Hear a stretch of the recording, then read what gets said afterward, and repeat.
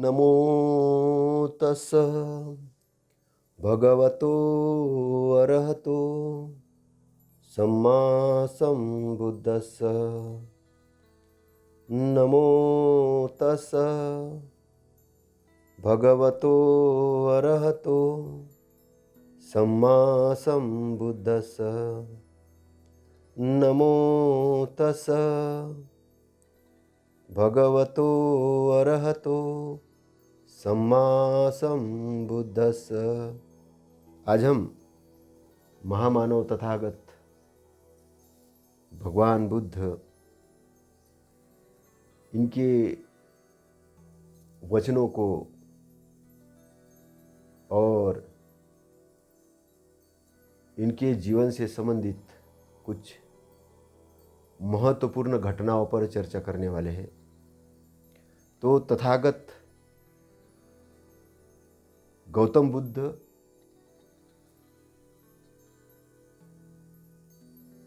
सम्यक संबुद्ध है, वे अरहंत है और उन्होंने सही प्रकार से सत्य की जानकारी मानव मात्र के पास पहुंचाई है। तो जिन जिन बंधनों के कारण, जिन जिन विचारों के कारण इंसान पीड़ित होता है, इंसान की गति रुक जाती है और इंसान बंधनों में पड़ जाता है, उन सारे मानुषी बंधन जो व्यक्ति के अकुशल होने के कारण निर्मित किए गए हैं, उन बंधनों को तोड़ने वाले चिकित्सक, महान चिकित्सक तथागत भगवान गौतम बुद्ध महान मनोवैज्ञानिक भी है। और एक ऐसे पथ का आपको मार्गदर्शन करा रहे हैं जिस पथ पर चलकर अनेक लोग सद्धम्म के रास्ते पर आए। उन्होंने अपना ही कल्याण नहीं किया, अपना ही उद्धार नहीं किया, बल्कि उन्होंने अनेक लोगों का उद्धार किया और इस जीवन के अंदर आने का, इस जीवन के अंदर जन्म ग्रहण करने का और इस जीवन को जीने का सच्चा रास्ता और सच्चा मार्ग उन्होंने अपनाया। तो ऐसे ही मार्ग के अंदर में एक है चतुर्वर्णीयता, 4 वर्ण और 4 वर्ण में जकड़ा हुआ यह समाज। तो ऐसा क्यों माना जाता है कि कोई आदमी जन्म से ही श्रेष्ठ है, कोई आदमी जन्म से ही अश्रेष्ठ है? ऐसा साहित्य क्यों निर्मित किया जाता है?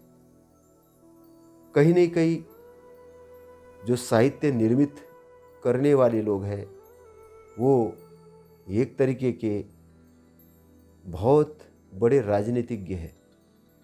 राजनीतिज्ञ इसलिए कि एक राज शासन चलाने के लिए एक व्यवस्था की ज़रूरत होती है, उस व्यवस्था का वो एक निर्माण करना चाहते थे और उस व्यवस्था को निर्माण करने के लिए उन्होंने उस वर्ण व्यवस्था की स्थापना की।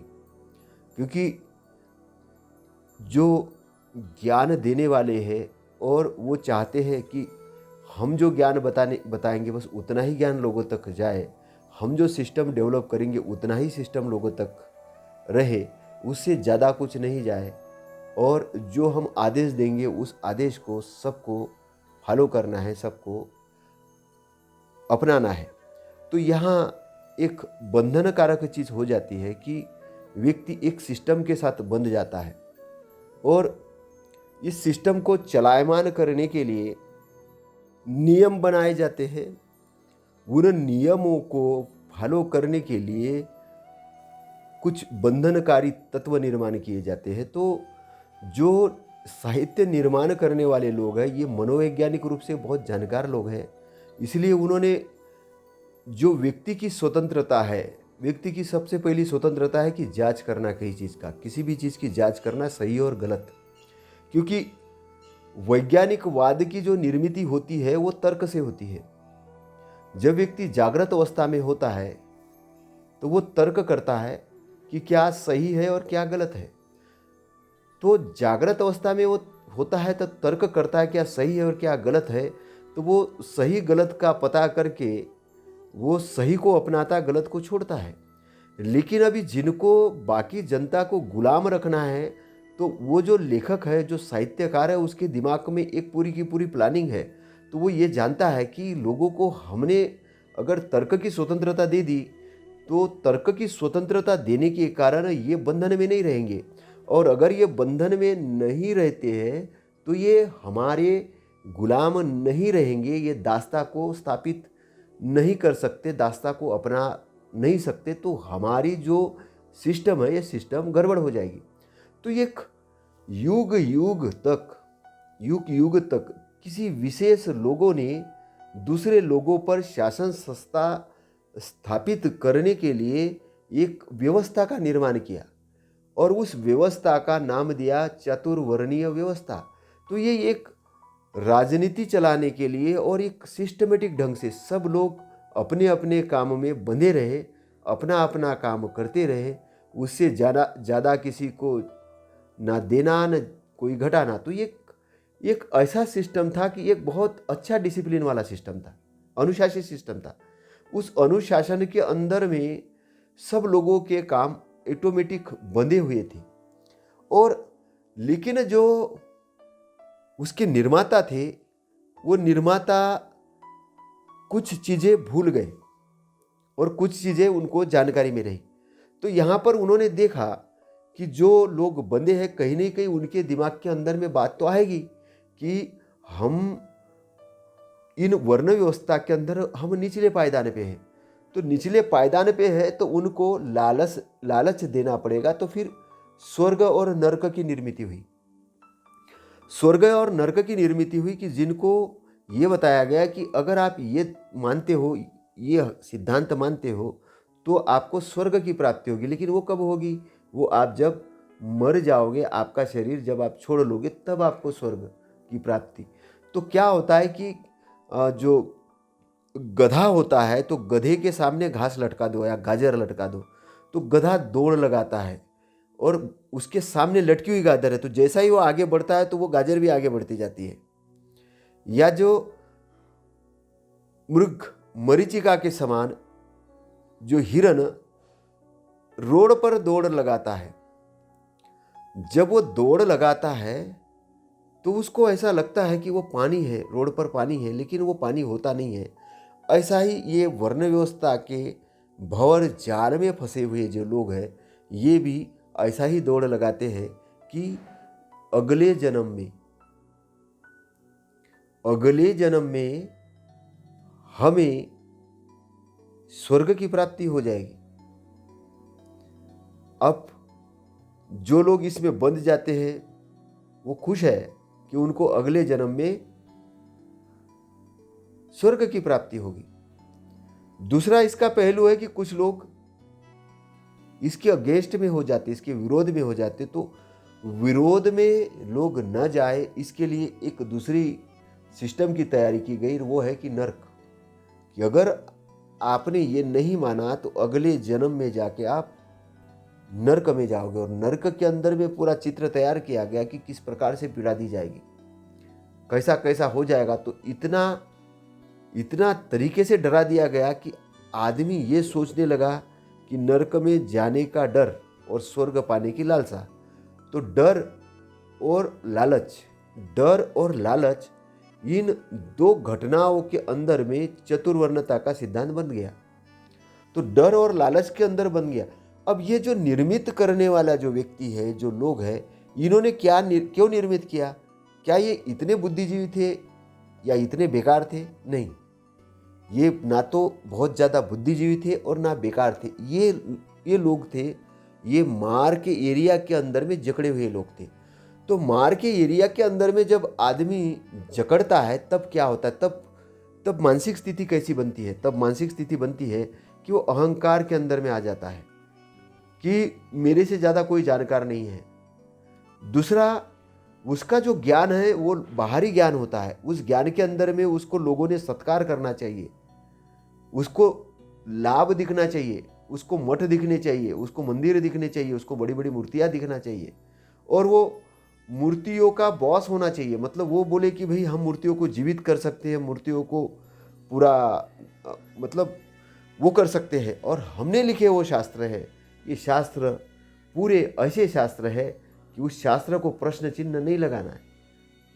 अगर शास्त्रों को प्रश्न चिन्ह लगाओगे तो ये धर्म के विरुद्ध है। फिर उसको धर्म बना दिया। तो ये धर्म कैसे बना दिया? धर्म का मतलब है कि जो हम धारण करते हैं। धर्म का मतलब और कुछ नहीं, जो बातों को हमने धारण कर लिया, हमने ग्रहण कर लिया, वो धर्म है। तो उन्होंने ये कहा कि हमने जो बताया वही एक धर्म है। तो वही एक धर्म है। तो यहाँ पर अब बात तथागत की आती है। तो तथागत इस बारे में क्या सोचते हैं? तो तथागत ये सोचते हैं कि जो मार का एरिया है, मार के एरिया में जकड़ा हुआ व्यक्ति कुपमंडुक हो जाता है।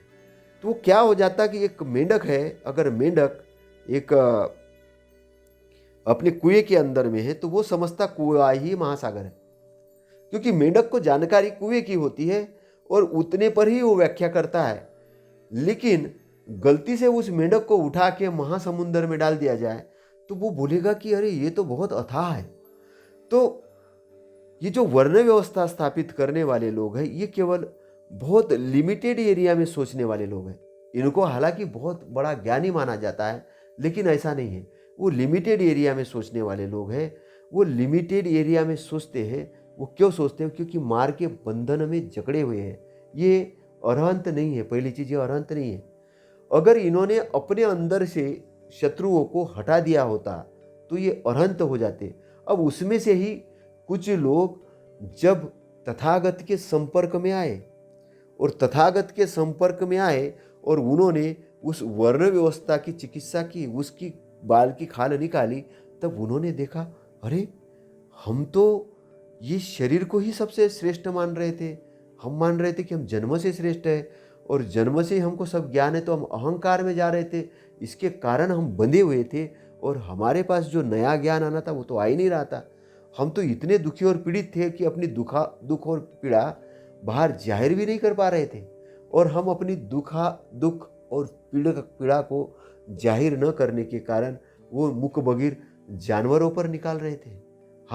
हमने ऐसे ऐसे साहित्य लिखे कि जिसमें हमने यज्ञ के अंदर में जानवरों की बलि देना भी ये किया कि अपने हम क्रोध को खत्म करना चाह रहे थे। हम प्राणी मात्र की हत्या में लगे हुए थे। हम वर्ण व्यवस्था को टिकाने के लिए जाति व्यवस्था का भी निर्माण किए। आप उसका पुरावा मनुस्मृति ग्रंथ में देख सकते हो। ये ग्रंथ लिखे गए हैं और इसके अंदर में सारी चीज़ें हैं, ये एविडेंस है। तो ये कैसे निर्माण हुए?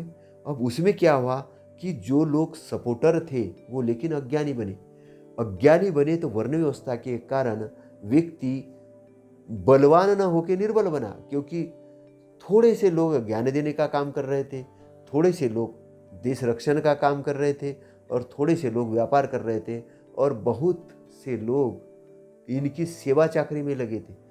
तो जो ना शस्त्र उठा सकते थे, ना शस्त्र ग्रहण कर सकते थे और देश का रक्षण कर सकते थे, तो थोड़े से लोगों के ऊपर जिम्मेदारी आई। तो राज शासन था पहले।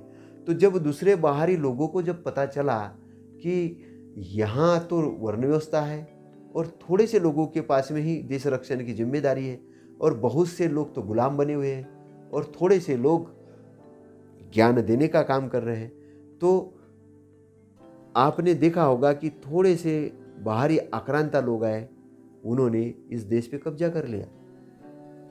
थोड़े से लोग व्यापार करने के लिए बाहर से आए, उन्होंने इस देश पे कब्जा कर लिया। तो पता चला कि 1 लाख अंग्रेज ये पूरे के पूरे भारत के ऊपर कब्जा किए हुए थे। वो पूरे शासन को संचालित कर रहे थे। पता चला कि 30-35 हज़ार के आसपास मुगल लोग आए, उन्होंने पूरे भारत के ऊपर शासन कर लिया। ये कारण क्या किया? इसका कारण ये है कि वर्ण व्यवस्था की कमजोरी। वर्ण व्यवस्था का सबसे कमजोर बिंदु ये रहा कि एक वैज्ञानिक दृष्टिकोण का निर्माण नहीं हुआ। तो वैज्ञानिक दृष्टिकोण का निर्माण नहीं होने के कारण केवल आदमी एक लिमिटेड दायरे में बंधा, और लिमिटेड दायरे में बंधा तो वो जो टाप पे जो बंधे हुए लोग थे, जो टाप पे लोग थे, उन्होंने क्या किया, उन्होंने सरेंडर किया। कैसे किया कि चलो हम आपको इतने लोगों को हम आपको आपके अंडर में दे रहे, बस हम आप हमको सत्ता में शामिल करो। तो कहीं न कहीं सत्ता के आगे पीछे वो घूमते रहे, लेकिन बहुत से लोगों का नुकसान हुआ।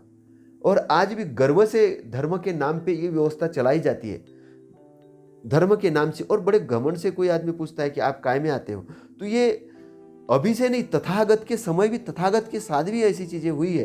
तो हम कुछ कुछ चीजों को हम देखेंगे कि तथागत के साथ में ये चीजें कैसी घटित हुई, क्या घटित हुई, तो इस पर हम चर्चा करेंगे। और उस चर्चा के अंतर्गत में बहुत से चीज़ों का आपको एक्सप्लेनेशन मिलेगा। तो चतुर्वर्णीयता को तथागत ने किस तरीके से माना, तो कुछ लोग जाति थग्गो धन थग्गो गोत थग्गो च यो नरो, ये पराभव सूत्र के अंदर में ये जो बात आती है कि जाति धन या गोत्र के नशे में धुत हुआ व्यक्ति अभिमानवश अपनी ही जाति के अन्य लोगों को अपमानित करता है, इस प्रकार वह स्वयं ही अधपतन का कारण बने। सत्ताति अतिमत्येति तत्त पराभव मुख, उसका पराभव होता है। क्यों पराभव होता है? क्योंकि अपनी ही जाति यानी मनुष्य जाति, अपने ही मनुष्य लोगों को वो अपना एक वर्ग बनाता है और दूसरे मनुष्य लोगों को क्या करता है, कमजोर करता है, उसके साथ द्वेष भावना करता है। तो जब आप द्वेष की भावना जब समाज के अंदर आरोपित करते हो, रोपित करते हो, तो उसका रिजल्ट भी द्वेष ही आता है। तो द्वेष से क्या होता है, द्वेष उत्पन्न होता है और वो बढ़ते जाता है। तो जो जाति धन या गोत्र के नशे में धुत हुआ, नशा एक ये नशा है, जाति एक नशा है। जो कोई जाति के नाम से संगठन बनाते हैं और कि जाति को बलवान करने के लिए कि ये मेरी जाति है, और जाति को समाज बना देते हैं। या कुछ धनवान लोग धन का अकेले ही इकट्ठा करते हैं और अकेले इकट्ठा करके ना सामान्य जनता तक उसको पहुंचने देते हैं और उसका उपभोग अकेले ही करना चाहते हैं। तो बाकी जनता के अंदर में असंतुलन पैदा हो जाता है, धन का असंतुलन पैदा हो जाता है। कुछ लोग गोत्र के नशे में आ जाते हैं, हम तो जन्म से ब्राह्मण हैं, हम तो जन्म से क्षत्रिय है, हम तो जन्म से वैश्य है, कोई बोले हम जन्म से ही शूद्र है, वो शूद्र सबसे महान होते हैं, कोई बोले ब्राह्मण सबसे महान होते हैं। तो आपस में झगड़ते हैं। तो आपस में झगड़ते हैं तो क्या होता, अभिमान में आ जाते हैं। अभिमान में आने के कारण अपने जाति के ही लोगों का अपमान करते। जाति को ने मनुष्य जाति का अपमान करते, अपने ही जाति के, मतलब मनुष्य एक जाति है, सारी जाति अलग अलग नहीं है, मनुष्य एक ही जाति है ना। घोड़े की एक अलग नस्ल हो सकती, गधे की एक अलग नस्ल हो सकती है, पशु पक्षियों की अलग, लेकिन मनुष्य जाति तो एक ही जाति, एक ही प्रकार से वो जन्म लेते हैं माँ के पेट से। 9 महीने सभी लोग रहते हैं, 9 महीने सभी लोग अपने माँ के पेट में रहते हैं और 9 महीने के बाद जन्म ग्रहण करते हैं। तो एक ही तरीके से जो जन्म लेने वाले लोग हैं वही आपस में जाति व्यवस्था में बढ़ जाते हैं।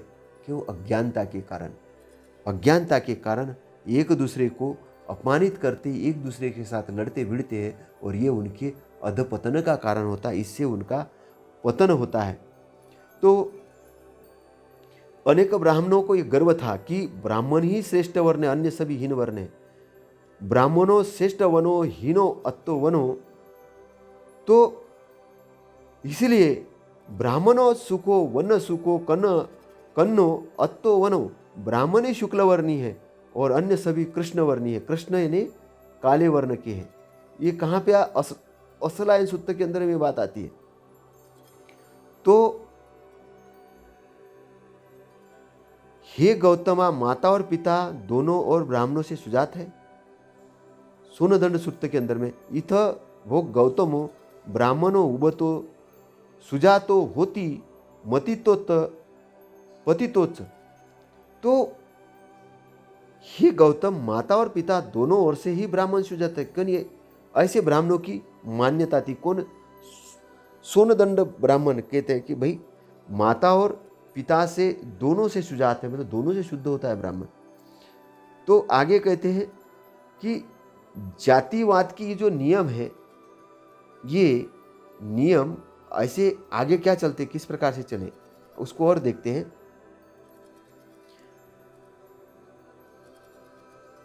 अरे हे ब्राह्मण ऋषि कहाँ चले गए? इत गोन खु खु इमे भवन्तु ब्राह्मणिस्यो गता। तो सातों ब्राह्मण बाहर आए। जब ऋषि आसित देवल ऐसे कहे कि ब्राह्मण किधर गए हो, कहाँ चले गए, ब्राह्मण कहाँ चले गए, तो असलायन सूक्त के अंदर में ये बात आती है। उसमें भस्मा वसल हे ही भस्मा वसल होई ही वृषल चांडाल तू भस्म हो जा, तू भस्म हो जा। तो ब्राह्मण तब कर रहे थे, वो बाहर आके उनसे कहते हैं कि हे चांडाल तू भस्म हो जा, तू भस्म हो जा। तो आशील देव, ऋषि आशील देवल क्या था? जटाधारी था। लेकिन उसने क्या किया, दाढ़ी सिर वगैरह सब मुंडवाए और श्रवण का बनकर, श्रवण का भेष खड़ाऊ पहनकर हाथ में दंड धारण किया और जहां तपस्वी तप कर रहे थे उस कुटी के सामने गया और उच्च स्वर में बोला उसने, अरे हे ब्राह्मण ऋषि कहाँ चले गए? तो उन ध्यान करने वाले ब्राह्मणों को बेकार लगा और उन्होंने कहा, हे वृषल चांडाल तू भस्म हो जा, तू भस्म हो जा। लेकिन क्या हुआ है, कहानी के अंदर ये बात बहुत अच्छी आती है कि वो ऐसा कह रहे थे लेकिन वो भस्म भी नहीं हुआ और वो सुंदर होगा और खुश हुआ, वो आनंदित हुआ कि वो, उनको लगा कि अरे हमारे इस मंत्र का इनके ऊपर तो कोई प्रभाव ही नहीं पड़ रहा है। तो ये देख के वो आश्चर्य हुए और आश्चर्य होकर अब ऋषिल देव ये कहते हैं, तुम ये जो कह रहे हो तुम्हारा तब क्या क्षीण नहीं हुआ, निष्फल नहीं हुआ? तुम्हारे मन में जो द्वेष जाग रहा है तो इससे कुछ गड़बड़ नहीं हो रहा। लेकिन ऋषिल ये जो महर्षि थे ये कुछ ज्ञानवान रहे होंगे, इन्होंने मैत्री भरी चित्त से उनका परिचय पूछा और मैत्री भरी चित्त से परिचय पूछने से क्या हुआ कि उनको आभास हुआ कि हमारी दृष्टि मिथ्या है और मिथ्या दृष्टि है। तो इन्होंने पूछ लिया कि क्या सातों पीढ़ियों से बताओ कि तुम्हारे जो महिलाएं हैं किसी अन्य पुरुष के साथ, मतलब क्यों ब्राह्मणों के साथ ही सहवास किया होगा? अब उसका जवाब तो वो दे नहीं पाए कि तुम्हारे नाना दादी नानियों क्या अब्राह्मण से कभी नहीं शादियां हुई या कुछ नहीं रहे। तो ये दावे को वो सत्य नहीं बता पाए और सत्य नहीं बता पाए तो उन्होंने कहा कि यहां ब्राह्मण अब्राह्मण में भेद सही नहीं है। तो उस समय गलत मान्यताओं में अनेक ब्राह्मण लोग उलझे हुए थे और उस गलत तथ्य को तथागत ने समझने का प्रयत्न किया, समझाने का प्रयत्न किया। जो ब्राह्मण ये मानते थे कि ब्रह्मा के औरस पुत्र है, ब्रह्मा के मुख से पैदा हुए हैं, वो ब्राह्मण ही शुद्ध होते, बाकी अब्राह्मण नहीं। तो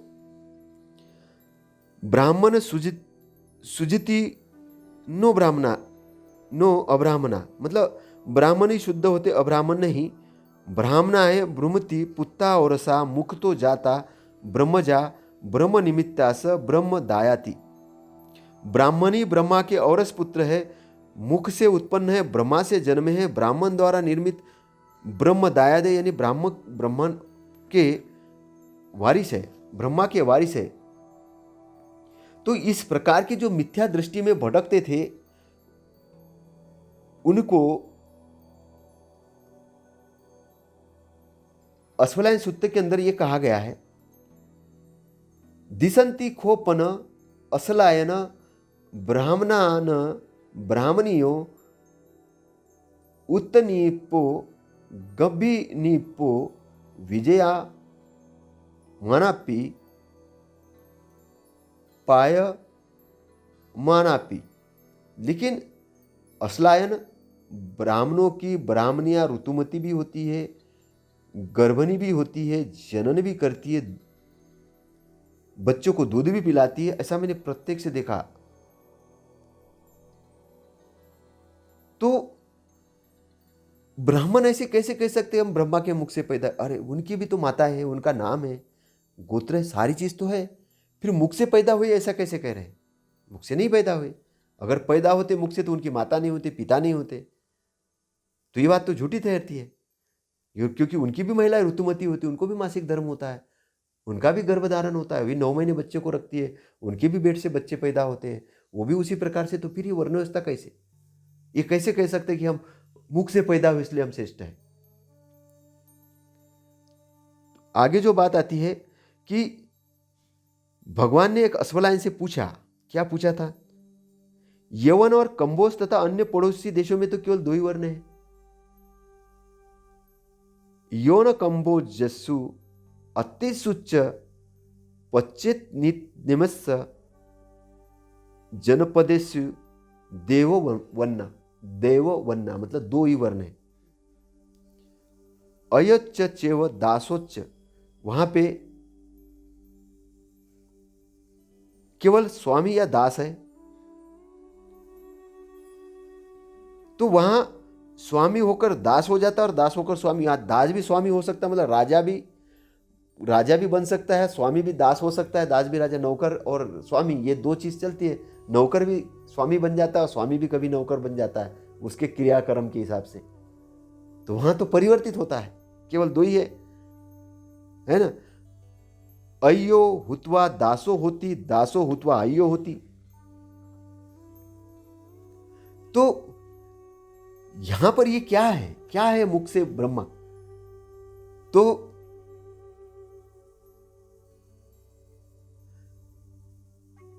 तथागत ने जब देखा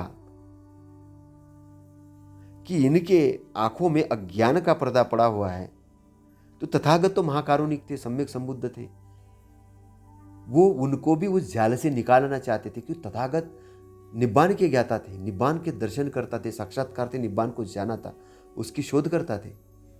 उसके पहले किसी को निब्बान के एरिया का पता नहीं था, उसके पहले किसी को मार्ग के क्षेत्र का ढंग से पता नहीं था, किसी ने भी धम्म को इतने अच्छे तरीके से व्याख्यात नहीं किया था, किसी ने भी धम्म का इतने अच्छे से व्याख्यात करके धम्म का मार्ग नहीं बताया था। तो तथागत तो सम्यक संबुद्ध थे, वो करुणावान थे, तो उन अज्ञानी ब्राह्मणों के ऊपर उनकी करुणा बरसी, मैत्री बरसी। उनको मैत्रीवत चित्त को लेके वो चाह रहे थे कि इन ब्राह्मणों का भी उद्धार हो, इन अनपढ़ लोगों का भी उद्धार हो, जो जन्म से ही मान बैठे हैं। कोई होता है ना, कोई ज्ञानी व्यक्ति आता है और अज्ञानी को समझाता, कोई अज्ञानी मान बैठता है कि वो पूर्ण वैद्य है, पूरा जानता है। लेकिन कभी कभी ऐसा होता है कि अचानक उसको कुछ बीमारी ऐसी हो जाती है कि वो खुद का इलाज ही नहीं कर पाता। कोई फिर चिकित्सक आता है और उसको बताता है कि नहीं, आपका ऐसा नहीं, ऐसे से हुआ। तो एक महान चिकित्सक जब आता है तो उसकी जान बचाता है। तो ये जो भव बंधन में भटके हुए लोग हैं, जो बंधन में पड़े हुए लोग हैं, जो अज्ञान में पड़े हुए लोग हैं, जो मार के क्षेत्र को ही सब क्षेत्र मान चुके हैं, निब्बान का एरिया मान चुके हैं, उसी को स्वर्ग मान चुके हैं, नरक मान चुके हैं, और मार के अज्ञान में भटकते हुए जो पीड़ित हो रहे हैं आंतरिक रूप से, उनको भी नहीं पता कि पीड़ित क्यों हो रहे, आंतरिक रूप से पीड़ित है, और वो ये समझते हैं कि किसी ने उनको पीड़ा दी है, किसी ने उनका बुरा किया है, लेकिन वो आंतरिक रूप से पीड़ित हुए हैं। तो आंतरिक रूप से पीड़ित हुए लोगों को शांति का पथ, सत्य का पथ दिखाने का कार्य तथागत गौतम बुद्ध ने किया। और तथागत गौतम बुद्ध ने किया तो तथागत कैसा क्या बताते हैं? तथागत कहते हैं, जो भिक्षुओं सुनो, ये जो रागाक्षय है, द्वेषाक्षय है, मोहाक्षय है, यही ब्राह्मण्य का सही अर्थ है। और ब्राह्मण्य का सही अर्थ बुद्ध पर लागू होता है। बुद्ध ही ब्राह्मण है। ब्राह्मण असली में कौन है? ब्राह्मणों की उन्होंने एक परिभाषा दी कि मुख मतलब क्या होता है, मुख से जन्म होना क्या होता है, उन्होंने एक अलग परिभाषित किया। तो उन्होंने कहा जो रागाक्षय है, द्वेषाक्षय है, मोहाक्षय है, जिन्होंने राग का क्षय किया, द्वेष का क्षय किया, मूढ़ता का क्षय किया, जो मूढ़ता के जिन्होंने खत्म की, वो ज्ञान को पूर्णता खत्म हुआ, जिनके अंदर से द्वेष पूर्णता खत्म हुआ, राग ने आसक्तियां जो बंधन थे, अज्ञान के जो बंधन थे, अज्ञान के प्रति जो आसक्ति थी, उनकी आसक्ति पूरी खत्म हो गई, निर्मल हो गए, स्वच्छ हो गए, उनका मन शुद्ध हो गया, चित्त शुद्ध हो गया, तो वो ब्राह्मण बन गए। वही ब्राह्मण है। जन्म से कोई ब्राह्मण नहीं होता है। तो वशिष्ठ सूत्र के अंदर में आता है असत सुगत बुद्ध तमही ब्रह्मी ब्राह्मण, जो अनासक्त है, सुगत है, बुद्ध है, उन्हें ही मैं ब्राह्मण कहता हूं। ब्राह्मण क्या है? जो अनासक्त है, सुगत है, बुद्ध है, उन्हें ही मैं ब्राह्मण कहता हूं। ब्राह्मण को एक डिग्री प्रदान की है तथागत ने, जन्म से नहीं, कर्म से। जब आप शुद्ध हो जाते हैं, पूरे ब्रह्मांड के ज्ञाता हो जाते, तब आप ब्राह्मण है। जन्म से नहीं है। जन्म से इंसान ही पैदा होता है। अगर जन्म से कोई ब्राह्मण जब पैदा हो जाता है तो वो ऐसा कोई कहता है तो वहीं से एक मूढ़ता का निर्माण हो जाता है। जैसे कोई कहे कि मैं जन्म से ही डॉक्टर पैदा हुआ हूँ तो और बोले कि मैं आपका ऑपरेशन करूँगा, क्या आप ऑपरेशन करने देंगे? बोलेंगे भैया डिग्री दिखाओ, कहाँ है, क्या है, पढ़ाई की है, किससे सीखा है? कोई बोले कि मैं जन्म से ही इंजीनियर हो गया हूँ तो आप उससे क्या अपने बिल्डिंग का डिज़ाइन करोगे? बिल्कुल नहीं करोगे। कोई बोले मैं जन्म से ही एरोप्लेन का पायलट बन गया हूं तो आप एरोप्लेन की चाबी दे दोगे? बोले जाओ। तो जन्म से कैसे हो सकता है? जन्म से तो बालक पैदा होता है। जन्म से बालक पैदा होता है, उसके अंदर चित्त होता है, मन होता है, सारी इंद्रियां होती है। और जब वो ट्रेंड हो जाता है, जब वो ट्रेन हो जाता है किसी चीज़ के लिए, तब उस ट्रेनिंग लेने के बाद, ट्रेन होने के बाद उसको वो चीज़ दी जाती है। तो ट्रेन होने की क्षमता सभी में होती है। तो इसी प्रकार जो जन्म ग्रहण करता है, जो दुख वाले संस्कार होते हैं, वो दुख संस्कार नष्ट करने का काम कौन करता है? धम्म करता है। तो जो दुख को मुक्त होने का मार्ग है, दुख से मुक्ति होने का मार्ग है, ये तथागत के पास है। तो जो दुख से पूर्णतः मुक्त हो गया, जो शुद्ध हो गया, जिसका राग क्षय हो गया, उसका देश क्षय हो गया, जिसकी मूढ़ता चली गई, वो स्वच्छ हो गया। और वैसा स्वच्छ व्यक्ति सुगत होता है, बुद्ध होता है, ब्राह्मण होता है। तो ब्राह्मण जन्म से नहीं होता। अब कुछ लोग, बड़ी बड़ी चीज़ें होती है ना, बड़ा बड़ा नाम होता है, वो अपने साथ लगा लेते हैं और घूमते रहते हैं। कि कई लोग अपना महिमा मंडन करने के लिए खूब लगा लेते हैं डिग्रियाँ, लेकिन होते नहीं हैं। होते नहीं है, लगाते हैं। कुछ कुछ लोग नकली डॉक्टर बन जाते हैं, नकली डॉक्टर बन जाते हैं क्योंकि महिमा मंडन करना है। और आजकल कुछ कुछ लोग ऐसे हैं, आपने देखा होगा कि कई कई मिलिट्री के अधिकारी बन जाते हैं, फिर पुलिस। भाई मिलिट्री किया क्या एजुकेशन? नहीं। कोई कोई ऑफिसर बन जाते हैं, कई कई सर्जन बन जाते हैं। अभी अभी कुछ कुछ पेपरों में आता है कि अरे वो तो नकली सर्जन था वो सर्जन बन गया था, पकड़ा उसको पुलिस। तो धर्म के अंदर में भी असली और नकली की पहचान करने का टाइम आ गया, समय आ गया है। ऐसा नहीं कि कोई बलात्कारी आदमी पंडित बन जाए और वो बोले कि मैं बलात्कार करके आया हूँ और मैं पंडित हूँ इसलिए मुझे माफ कर दिया जाए। नहीं। कोई शराबी, कोई झूठा, कोई मक्कार आदमी बोले मैं विद्वान हो गया हूँ, नहीं। उसकी एक परिभाषा होनी चाहिए। उसको एक्सेप्ट करना चाहिए कि हाँ मैं झूठा था, मैं गलत था, अब मुझे सुधरने वाला हूँ। तो जो कोई सुधरने के रास्ते पे आए तो उसको माफ किया जा सकता है, क्योंकि वो सुधरने के रास्ते पर। किसी के शारीरिक दंड देने से और शरीर खत्म करने से काम नहीं चलेगा। उसको सही रास्ते पर, उसकी मन की चिकित्सा होने की जरूरत है, उसके चित्त की चिकित्सा होने की जरूरत है। तो चित्त के अंदर में चिकित्सा होकर जब अच्छी चीज उसके अंदर में प्रोवाइड की जाएगी तो वो एक अच्छा इंसान बनेगा। तो तथागत एक महान चिकित्सक है। तो वो बता रहे, क्योंकि उनको मालूम है कि ये ब्राह्मण का अहंकार लिए हुए जो लोग हैं, इनको मुझे ब्राह्मणत्व देना है। लेकिन कैसा ब्राह्मणत्व देना है? वो बुद्धि वाला ब्राह्मणत्व देना है, बुद्ध वाला ब्राह्मणत्व, अरहंत वाला ब्राह्मणत्व। जब ये अरहंत हो जाएंगे तो ब्राह्मण कहना भूल ही जाएंगे। भाई अरहंत बहुत बड़ी डिग्री है, बहुत बड़ी पदवी है। अरहंत हुआ, पूरी तरीके से स्वच्छ हो गए। अब कोई आदमी बोलेगा कि मैं ब्राह्मण हूँ, ब्राह्मण बोलना ही बंद कर देगा वो, और अंत सम्यक संबुद्ध। वो इतनी चीज, अब किसी के पास में नकली कांच के गोटियां पड़ी हुई है और उसको लेके वो चारों तरफ घूम रहा, अरे मेरे पास में देखो कितनी कितनी सुंदर ये है, मेरे पास तो बहुत सुंदर सुंदर हीरे हैं, लेकिन है कांच के, वो बता रहा है लोगों को। लेकिन कोई जोहरी आता है और वो उनको वो पूरा शुद्ध शुद्ध जोहरी आता है और वो क्या करता है, वो शुद्ध डायमंड, शुद्ध हीरा उसकी परख करवाता है। और जब वो ये नकली आदमी अभी तक नकली चीज को असली समझ रहा था, ये जब असली के दर्शन कर लेता तो नकली को भूल जाता, फेंक देता उसको, अरे कोई काम के नहीं है। असली तो ये है, कितने कितने तरीके से चकमक हो रही, कितना इसका ये, कितना, अरे बाप रे कितना प्रकाश है, देखने को दिल कर रहा, मन प्रसन्न हो रहा है। क्या मान मोती है, क्या जबरदस्त अमूल्य है। तो जब असली चीज मिल जाती है, क्यों, जब कोई पारखी आता है, उसका ज्ञाता आता है, तो तथागत संसार के ज्ञाता है, ये ज्ञाता है, मानव मात्र के बुराइयों के चिकित्सक है, शोध किया है और अंत सम्यक संबुद्ध है। पहले, सबसे पहले खुद शुद्ध हुए, खुद जानकार हुए और खुद जानकार होकर एक महान चिकित्सक है, महान मैत्री वाले व्यक्ति है, महान करुणाकार है। उनकी मैत्री विश्व लेवल की मैत्री है, करुणा है प्राणी मात्र के लिए, और उस करुणा को और मैत्री को लेके इस संसार के दुखी मानव पीड़ित लोगों के बीच में आए हैं। वहां से उनको वो निकालना जानते हैं, वहां से वो निकालना जानते हैं। जैसे उन्होंने एक विक्षिप्त महिला जो किसा गौतमी थी, और वो मरे हुए बच्चे को अपने हाथ में लेके जब घूम रही थी कि मेरे बच्चों को जीवित करो, जीवित करो, जीवित करो, और जीवित करने की दवाई उसको मालूम था मिल ही जाएगी, और कोई तो भी मिलेगा वो जीवित कर लेगा। किसी ने बताया कि वो तथागत के पास में है वो दवाई, वो औषधि वो दे सकते हैं। वो गई, बोले औषधि दो, मेरे बच्चे को जीवित करो, मेरे बच्चे को जीवित करो भगवान, औषधि दो। बोले मैं तुम्हारे बच्चे को जीवित कर देता हूँ, जाओ कोई ऐसे घर से सरसों के दाने ले आओ, सरसों ले आओ कि जिसके घर कोई मरा नहीं। वो खुश हो गई, अच्छा बहुत अच्छा है, बहुत अच्छा है, अब तो मैं कोई ऐसा घर ढूंढ लूंगी। तो वो दौड़ पड़ी, जैसे ही दौड़ पड़ी तो क्या हुआ, वो दिन भर दौड़ती रही,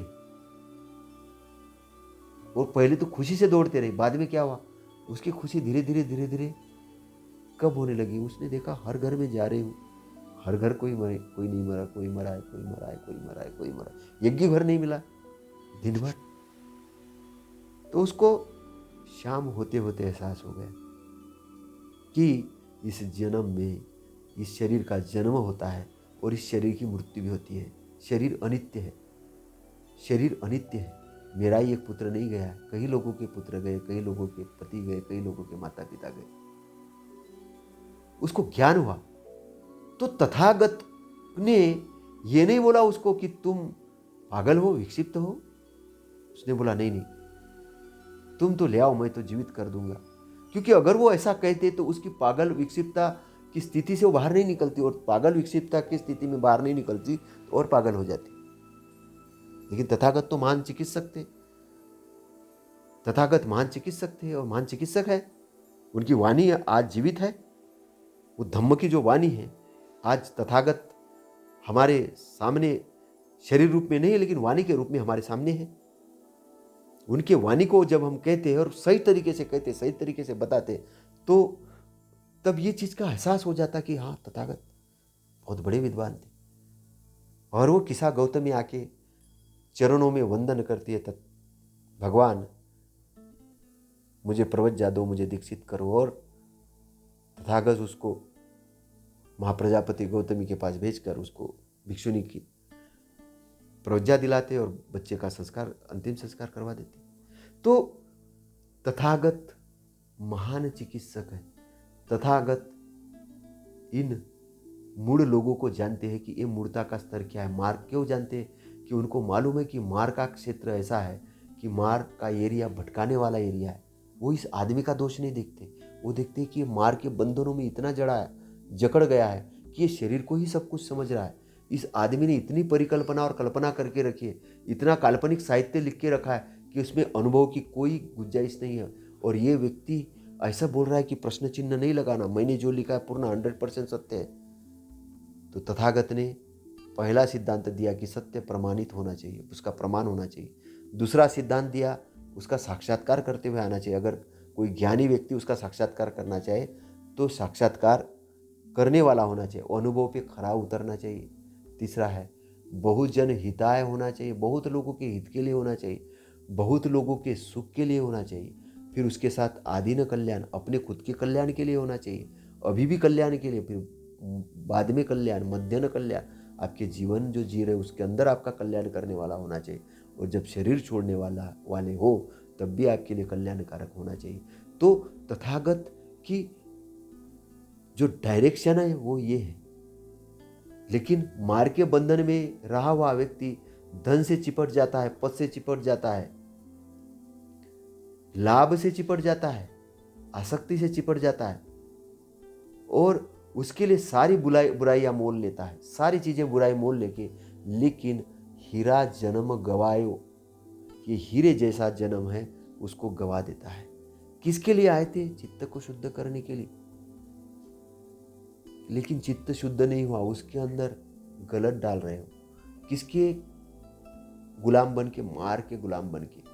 जो मार के गुलाम बन के व्यक्ति गुलामी को ढोता है और खुद की प्रशंसा खुद करता है, अहम भाव में रहता है, मूर्ता में जीता है, ज्ञान को आने नहीं देता है अपने पास, और ज्ञान आने की कोशिश करता तो आंखें बंद कर लेता है, क्योंकि उसको लगता है कि वो अज्ञान के अंदर ही वो नशा है। उसको बहुत खुशी होती है, क्योंकि एक शराबी को नशा कर दिया जाए तो वो एडिक्ट हो जाता है उस नशे का। तो कुछ लोग मार के बंधन में बंध के भी एक प्रकार का नशा है, अज्ञान भी एक नशा है, बहुत बड़ा नशा है।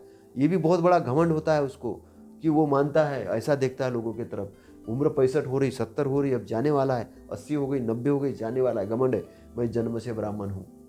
और किसी को देख के फटकारता है, बच्चों को देखता है, ये करता है, घमंड में आता है, मैं जन्म से ब्राह्मण हूँ, मैं जन्म से ऊंचा हूँ, वो बोलना शुरू करता है। तो उसको, लेकिन उसको ये नहीं मालूम कि उससे कौन ये बुलवा रहा है। वो मार के बंधन में, मार के एरिया के अंदर में ज्ञान अर्जन किया नहीं है। बहू ने अगर चाय नहीं दी टाइम पे तो एकदम से गुस्सा हो जाता है, बच्चे ने कुछ किया एकदम से गुस्सा होगा, तेल मिला जाता है, क्या समझते हो ये क्या, क्रोध में रात में सो नहीं पाता, ढंग से कुछ रह नहीं पाता। और जब जीवन छूटने वाला होता है तब उसको दिखता है कि कौन क्या करेगा। फिर वो बोलता है कि ये दान दो, वो कैसा करो, मेरा भगवान हो, कुछ ये गीता सुनाओ, मुझे भगवत गीता सुनाओ, ये सुनाओ, वो सुनाओ। अशांत होता है, उसको लगता है कि कहाँ से शांति मिलेगी, ढूंढता है। और कभी कभी ऐसा होता है कि वो डरता है, अरे शरीर छूटने वाला, शरीर छूटने वाला, अब कहाँ जाऊँगा। तो फिर अपने अज्ञान का भूत सवार हो जाता है। तो ऐसे लोगों पर तथागत महाकारुणिक है। तथागत मार के बंधन से छूटे हुए व्यक्ति है, मार को जीते हुए व्यक्ति है, और अंत है सम्यक संबुद्ध है। और वो करुणा कर रहे हैं कि वो क्या कर रहे हैं, उनकी चिकित्सा कर रहे हैं। तो चिकित्सा करने का तरीका जो किस्सा गौतमी के साथ था, यहाँ थोड़ा डिफरेंट है। यहाँ वो ये कह रहे हैं कि तुम ब्राह्मण, हाँ तुम ब्राह्मण ही हो, लेकिन ब्राह्मण की परिभाषा ये है, तुम्हारा राग द्वेष और मोह जब चला जाएगा तब तुम ब्राह्मण हो, जन्म से नहीं। मैं नहीं मानता जन्म से ब्राह्मण, अगर मानते हो तो नहीं, मैं नहीं मानूंगा। तुम तो अरहंत हो जाओ, सम्यक संबुद्ध हो जाए, ज्ञानी हो जाओ। अब तथागत की महाकरुणा बरसती है। जो लोग जन्म से अपने आप को ब्राह्मण समझ रहे थे, उनके अंदर प्रश्न चिन्ह लगना शुरू हो जाता। अब उसमें भी दो तरीके के लोग निर्माण हो जाते। एक तो तथागत के शरण में आ जाते हैं, समझ लेते तथागत को ज्ञान, और दूसरे अपोजिट वाले होते हैं। जो अपोजिट वाले होते हैं वो तथागत के साथ में अलग अलग तरीके का व्यवहार करते हैं। जो असत है, सुगत है, बुद्ध है, तमही ब्रह्मी ब्राह्मण, जो अनासक्त है, सुगत है, बुद्ध है, उन्हीं में ब्राह्मण कहता हूं। तो तथागत ने अपने आप को भी ब्राह्मण में शामिल कर लिया। कुछ लोग कहते हैं कि तथागत ब्राह्मण है, तो कुछ लोग ये कहते, देखो ब्राह्मण ना जो अच्छा होता है उसको अपने वर्ण में ले जाते। लेकिन तथागत क्या कह रहे हैं? तथागत किसको ब्राह्मण कह रहे हैं? तथागत ब्राह्मण उसको कह रहे हैं कि जो अनासक्त है, जो आसक्त नहीं है, जो सुगत है, जिसकी गति बहुत अच्छी होने वाली है, जिसकी गति सुगति होने वाली है, निर्धारित हो गया है। जो अनासक्त है, किस चीज के प्रति, भव बंधनों के प्रति अनासक्त हो गया, अनित्य को अनित्य जान लिया उन्होंने, उनको परमानेंट एरिया मिल गया है, उनको वो खजाना मिल गया है, तो वो अनासक्त हो गए। अनासक्त हो गए मतलब क्यों अनासक्त हो गए? क्योंकि उनको अच्छी चीज मिल गई है। आसक्त कौन होता है? आसक्त वो व्यक्ति होता है कि जिसको डर होता है कि मेरा कोई छीन न ले, मेरे पास रहेगा कि नहीं रहेगा। लेकिन जो एक स्वामी बन चुका है, जिसको खजाना मिल चुका है, जिसके पास अथाह संपत्ति आ चुकी है, कौन सी संपत्ति आ चुकी है? जो कभी नष्ट नहीं होने वाली है, जो शरीर नहीं रहने के बाद भी उनके साथ रहने वाली है, ऐसी उनको जो अथाह संपत्ति मिली, अनासक्त हो चुके, वो अनासक्त है। सुगत है बुद्ध है, उन्हें ही मैं ब्राह्मण कहता हूं। असत सुगत बुद्ध तमही ब्रह्मी ब्राह्मण। अनेज नातक बुद्ध तमही ब्रह्मी ब्राह्मण। जो निष्कंप है, निष्कंप है मतलब कैसे निष्कंप है? जो पूर्णतः निष्कंप हो चुके, जिनका चित्त शुद्ध हो चुका है, अब कंपित नहीं होते किसी भी इससे, क्योंकि मार के बंधन में पड़ा हुआ व्यक्ति कंपित होता है। अब ये निष्कंप हो चुके हैं, कंपित नहीं है, स्थिर हो चुके हैं। जैसे कि महासमुंदर स्थिर होता है, गंगा नदी स्थिर होती है, बहुत अथाह भरी है। तो ऐसे जब पूर्णता आंतरिक रूप से शुद्ध हुए तो ये निष्कंप हो गए हैं। स्नातक है बुद्ध है, उन्हें मैं ब्राह्मण कहता हूँ। तो स्नातक है मतलब जानकार है, डिग्रीदारी है, कुछ प्राप्त किया है, उन्हें मैं ब्राह्मण कहता हूँ। जिन्होंने अपने मानस के सारे अकुशल बहा दिए, जो सदा सजग रहकर विचरण करते हैं, जिनके संयोजन बंधन टूट चुके हैं, ऐसे बुद्ध ही संसार में ब्राह्मण है। बहित्वा पापे की धम्म ये चरंती सदा सत्ता, खीन संयोजना बुद्धा तेवे लोकस्मि ब्राह्मण। तो जिनके सारे अकुशल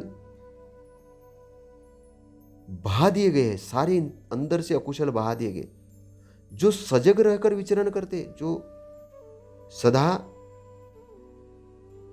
आचरण विचरण जो करते हैं, वो सजग रहकर करते हैं, वो जिनके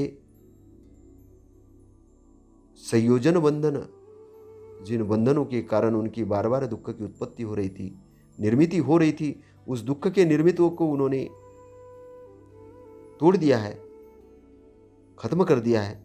ऐसे ही बुद्ध संसार के अंदर में ते लोकस्मि ब्राह्मण, वही संसार के अंदर में ब्राह्मण है, वही बुद्ध, वही ज्ञानी व्यक्ति संसार के अंदर ब्राह्मण है।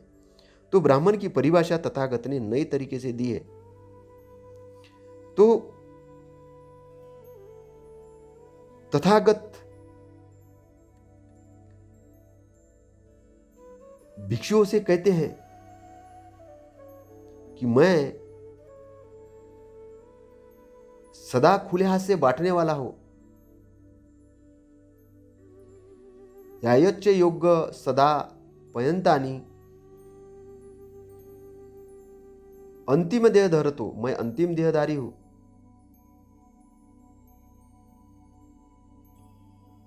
अनुत्तरो भीषको सल्लकत्तो, सर्वश्रेष्ठ भीषक यानी वैद्य हूं, शल्यकर्ता यानी सर्जन हूं। और तस्सो में तुम्हें पुत्ता औरसा मुख तो जाता, सब मेरे औरस पुत्र हो, मुख से जन्मे हो। धम्म जा धम्म निमित्त धम्म दायाद नो अमिस दायाद। तो सब जो मैंने मुख से, मतलब मैंने मुख से जो धर्म दिया है, उसको तुम धारण करो, तुम उसके पुत्र बनो, तुम उसके आज्ञाकारी बनो। तस्से में तुम्हा पुत्ता औरस मुख तो जाता, सब मेरे औरस पुत्र हो, मुख से जन्मे हो। और कैसे जन्मे हो? धम्मजा धम्म निमित्ता, धम्म से जन्मे, धम्म से निर्मित हुए हो। धम्म जो मैंने मुंह से बोला है, जो धम्म बोला है, उस धम्म के पुत्र बनो, उसके दायाद बनो। धम्म दायादा धम्म अमी स दायाद। तो धम्म का दायाद बनो, उत्तराधिकारी बनो, वारिस बनो। सांसारिक लाभों के वारिस मत बनो। लोग सांसारिक लाभ के लिए वारिस बन जाते, धन संपत्ति के, इसके लिए। तो भिक्षुओं से कहते कि इसके वारिस तुम्हें क्या, तुम धम्म के वारिस बनो, तुम अच्छाई के, जो तुम्हारे साथ जाने वाले। तो इसका मतलब ये नहीं है कि गृहस्थ के लिए ऐसा नहीं कहा, गृहस्थ को संपत्ति रखना जरूरी है, उसको बच्चों का पालन करना है, सब ये करना है, सिस्टम चलाना है। लेकिन एक भिक्षु है, भिक्षु को तो सबसे 100% धम्म के प्रति सरेंडर होना चाहिए। और धम्म के प्रति सरेंडर होते हैं तो उसके लिए फिर ये संपत्ति क्या चीज़ है। उनको तो धम्म संपत्ति मिल चुकी है, और ऐसी संपत्ति मिली है कि जो संपत्ति उन्होंने तथागत ने अपने जो राहुल को दी है, भिक्षुओं को दी है, संसार को दी है, सबको दी है। ऐसी संपत्ति जो कभी नष्ट नहीं होने वाली, जो धम्म की संपत्ति है। तो तथागत एक अच्छे शल्य चिकित्सक है, खुले हाथ से बांटने वाले हैं, अंतिम देहदारी। उनका अब बार बार देह निर्माण नहीं होने वाला है, क्योंकि वो निब्बान को प्राप्त है, निब्बान की एरिया में रहने वाले हैं। वो सर्वश्रेष्ठ वैद्य है, चिकित्सक है। तो ऐसे तथागत सम्यक संबुद्ध के धम्म के वारिस बनो, धम्म को जानो, धम्म को समझो। तथागत का धम्म सबके कल्याण के लिए, सबके हित के लिए। इसलिए कहा है बहुजन हिताय बहुजन सुखाय, आदि न कल्याण मध्य न कल्याण अंत न कल्याण। चरवते भिक्खु भिक्खुवे चलायमान रहो, बहुत जनों के हित के लिए, बहुत जनों के सुख के लिए, बहुत जनों के सुख के लिए। तो तथागत का अंतिम जो मार्ग का जो उद्देश्य है वो क्या है? बहुत जनों का सुख, बहुत जनों का हित। और काय के लिए? खुद के कल्याण के लिए, खुद के बाद में कल्याण के लिए, और शरीर छोड़ते वक्त भी कल्याण के लिए। शरीर छोड़ने से पहले अपनी मुक्ति कर लो, बंधनों से मुक्ति कर लो, अपनी अंदर की सारी गंदगी, सारी बुराइयाँ, सारा राग द्वेष, मोह मूढ़ता वगैरह सब निकाल कर एक स्वच्छ व्यक्ति बनो, आनंद वाले व्यक्ति बनो, और आनंद में नाचते गाते हुए और अच्छे से इस शरीर से, मतलब जो भी आदमी वयोवृद्ध हो गए हैं वो शरीर से इस प्रकार से विदा लें कि उनको मज़ा आ जाए कि जीवन में कुछ जिया था, कुछ बहुत बढ़िया जीवन जिया था। तथागत का मार्ग दुख मुक्ति का मार्ग का मतलब है कि दुख से मुक्ति हुई तो क्या बचेगा? स्वास्थ्य बचेगा। स्वास्थ्य यानी सुख, आनंद, परमानंद। तो परमानंद से, अहोभाव से जीवन जीना है, सबके उन्नति के लिए, सबके लिए कार्य करना है। सबका मंगल हो, सबका मंगल हो, सबका मंगल हो। भवतु सब्ब मंगलम, भवतु सब्ब मंगलम, भवतु सब्ब मंगलम। नमो बुद्धाय, नमो धम्माय, नमो संघाय। तो आज हम यहीं पर समाप्त करते हैं। फिर दूसरे टॉपिक में हम आपके सामने और आएंगे। तब तक के लिए आज्ञा दीजिए। आपका मंगल हो, आपका मंगल हो, आपका मंगल हो।